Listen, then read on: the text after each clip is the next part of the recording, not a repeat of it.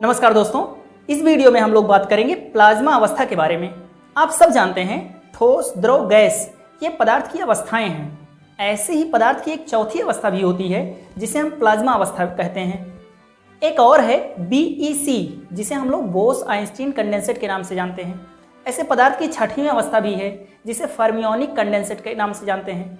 हम लोग इस वीडियो में बात करेंगे प्लाज्मा अवस्था जो कि पदार्थ की चौथी अवस्था है उसके बारे में।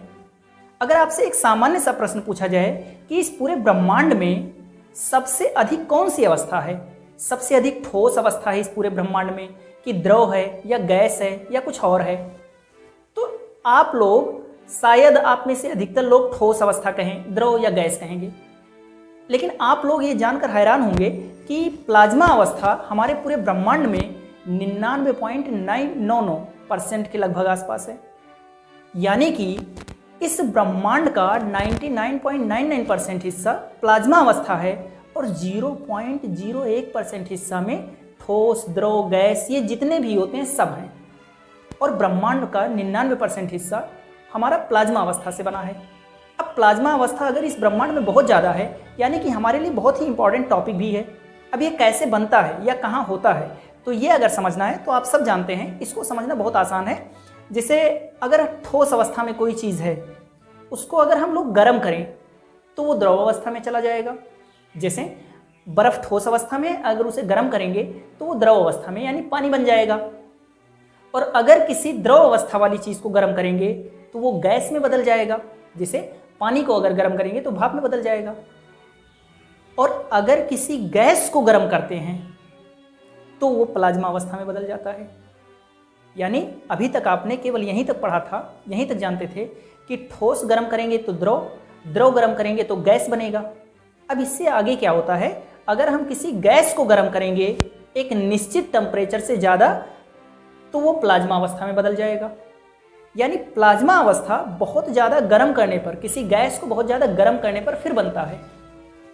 अब प्लाज्मा अवस्था किसको कहते हैं, क्या होता है, आखिर गैसों में क्या हो जाता है। जैसे मान लीजिए कोई भी गैस आपने लिया और उसको गर्म करना स्टार्ट किया तो क्या होगा, जो गैस अवस्था में कोई भी गैस है तो गैस के जो पार्टिकल हैं उसमें प्रोटॉन्स और इलेक्ट्रॉन्स बराबर होते हैं। अब क्या होगा, अगर गैस को हम लोग गर्म करेंगे तो गैस के प्रत्येक परमाणु में से इलेक्ट्रॉन्स, अब 1 इलेक्ट्रॉन, 2 इलेक्ट्रॉन, जितना भी आप जिस हिसाब से ऊर्जा दे रहे हैं उसी हिसाब से कुछ इलेक्ट्रॉन्स अलग हो जाएंगे। अब सोचिए गैस है, गैस के प्रत्येक परमाणु में से 1-1 इलेक्ट्रॉन अलग हो गया या 2-2 इलेक्ट्रॉन अलग हो गया या किसी से 1 किसी से 2 अलग हो गया।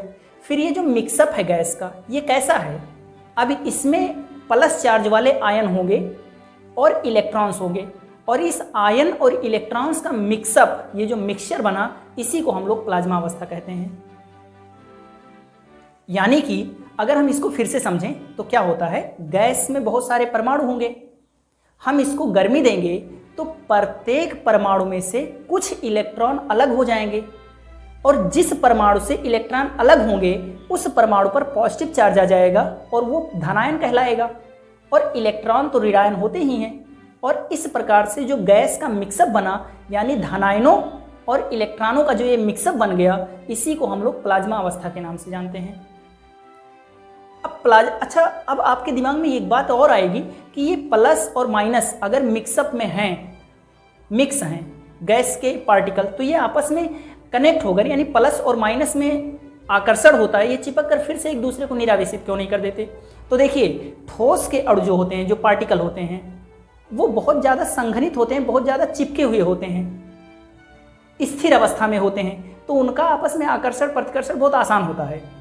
द्रव अवस्था में थोड़े गतिशील होते हैं, गैस अवस्था में और ज़्यादा गतिशील होते हैं। प्लाज्मा अवस्था में ये धनायन और इलेक्ट्रॉन्स इतने ज़्यादा गतिशील होते हैं कि इनका आपस में आकर्षण बल लग ही नहीं पाता।